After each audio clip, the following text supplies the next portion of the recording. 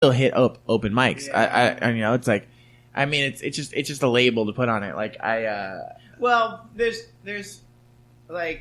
headliners I've seen who've taken advantage of open mic because they're here to work material, and then there's ones who just need to leave. yeah. But I guess what I wanted to actually get back to is the idea of jealousy. And the thing Right. about jealousy that, in my personal experience, is that jealousy usually comes from the mistaken assumption that there's one way for you to be successful, and that since that one way is in your mind being held by this one person, you're jealous of that person.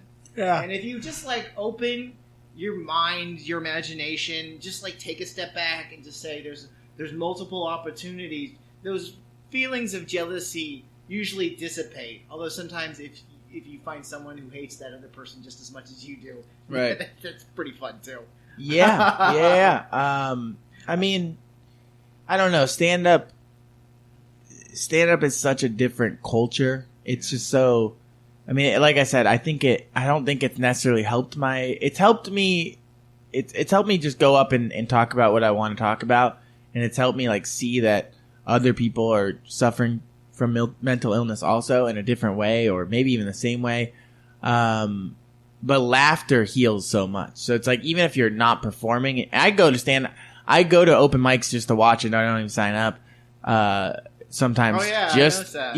I just do it because it's like I just want to be around stand up and a lot and I just by booking shows I'm starting to like know these people, so it's just fun to hang out. No, absolutely. And like it's easier to see with actually music because I used to do music a lot too.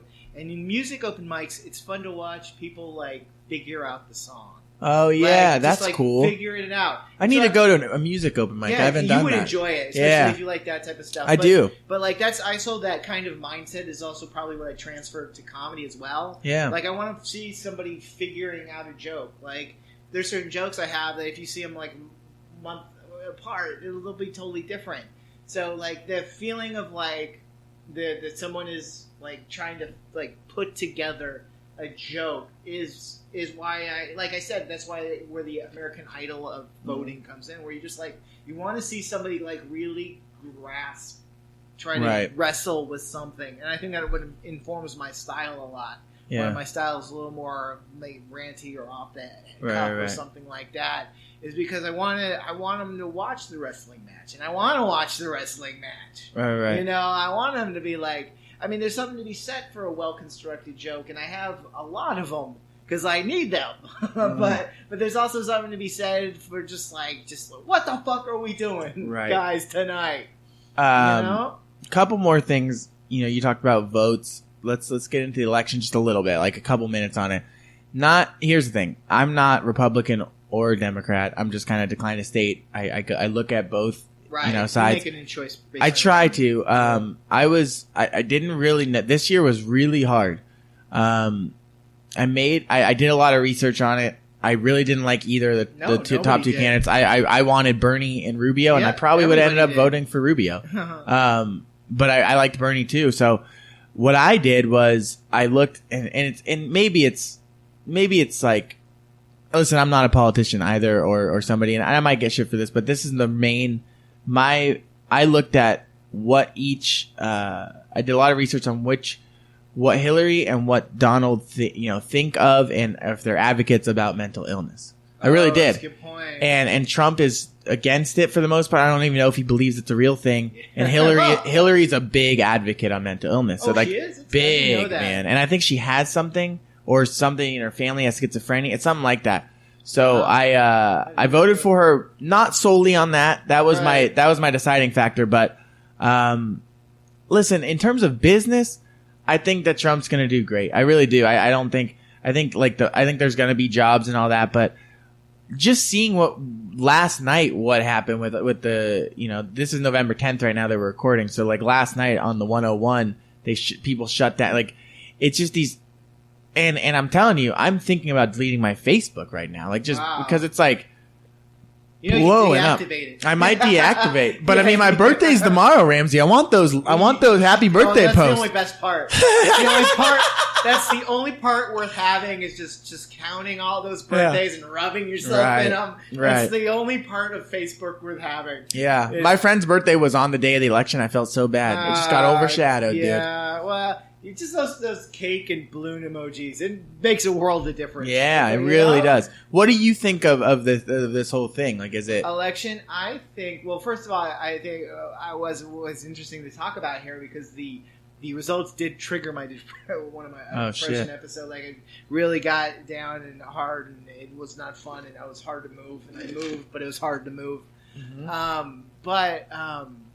The thing about this election that made me upset was my dad's Muslim, and he relied on stereotypes of Muslims to get elected, and it made me upset. That's we're talking about feelings and stuff like that is because like I think there's enough blame to go around in terms of everybody. Right. I think. I agree. I think.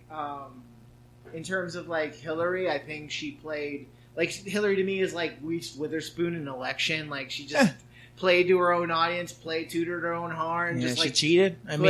Played like it was like she treated it like a high school debate where you just had to win the debate, and she didn't do the work. At the same time, I feel like Trump used misconceptions, stereotypes, and plain old fashioned lying to just to placate white fears and so and that's not if you're a person of different ethnicity or anything and you voted for him, that's fine, but to me also what drove me nuts was that saying like dismissing his racism and dismissing what he says is the whitest thing ever. Like Obama no one ever believed a word Obama said, no matter how hard he worked. But all of a sudden, Trump comes out and is saying all this racist stuff, and he's like, "Nah, it's just whatever. It's just that crazy." Like you literally elected a president off of crazy uncle racism.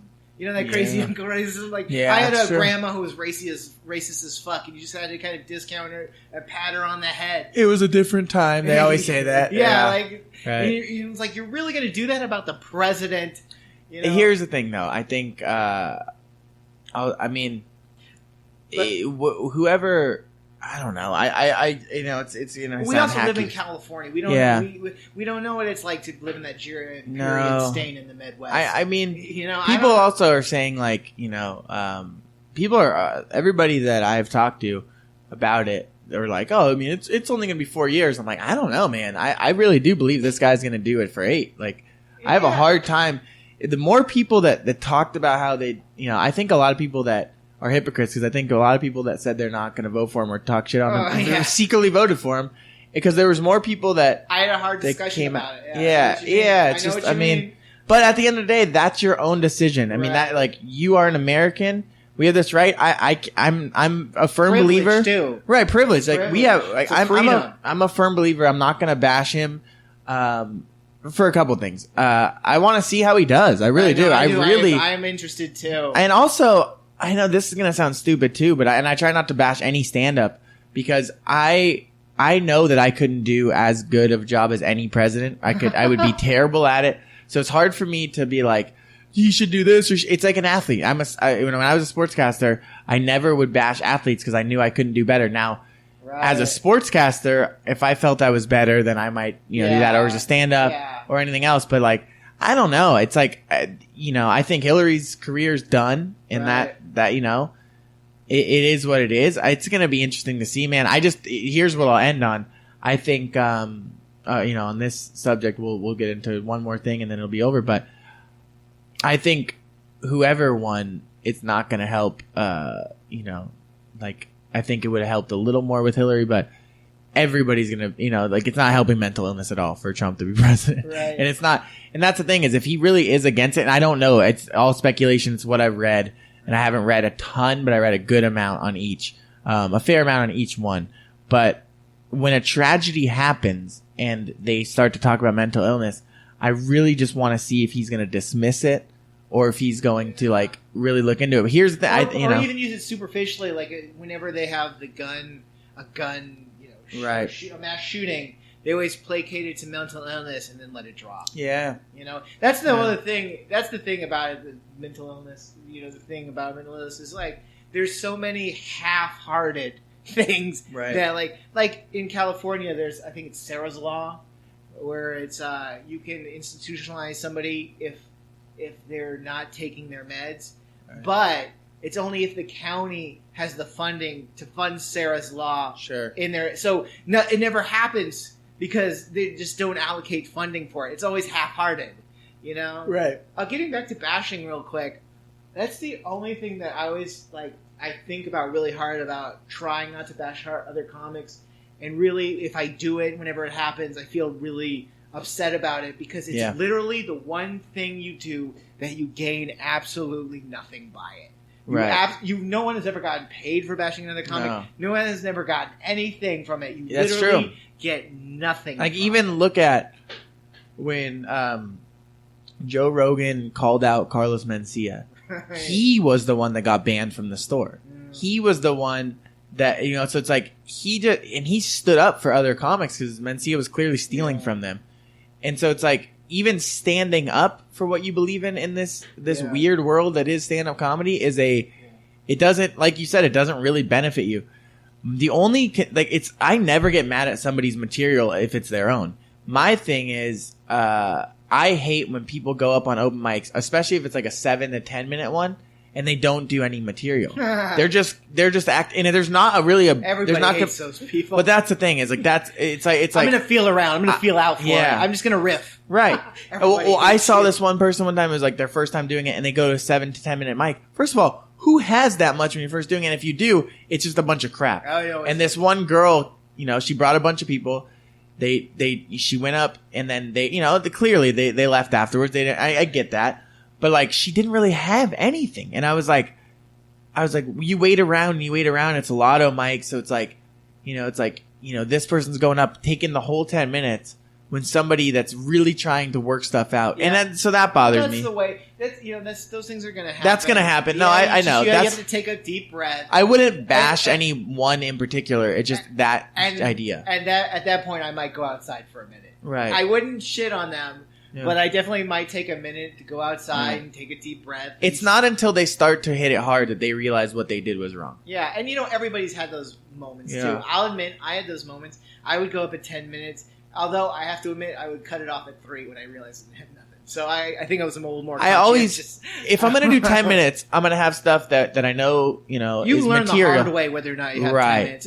Everybody aspires to their first 10 minutes because it's pretty much the biggest spot you can get at certain open mics. Yeah. Everybody aspires, so everybody wants to have the 10 minutes, and they put in those superficial jokes because they want to have them. Yeah. Those C and D level jokes. That's the only thing that actually makes me upset is when I watch a special or watch somebody online or watch somebody. And it's like you wanted that opportunity so bad you gave the audience C and D level jokes. Yeah. And I'm like, come on, man, no. But fuck, man. you can't help it. People got to make a career. Right. Yeah. No, I mean, yeah, dude. Comedy's tough. All right, so we're gonna end on this. Do you have any advice for anybody that might be suffering from some type of mental illness, whether it's a younger person, older person, somebody that might know, or that might not know they have it, or somebody that is a friend of someone is struggling? Is there any general advice that you have? I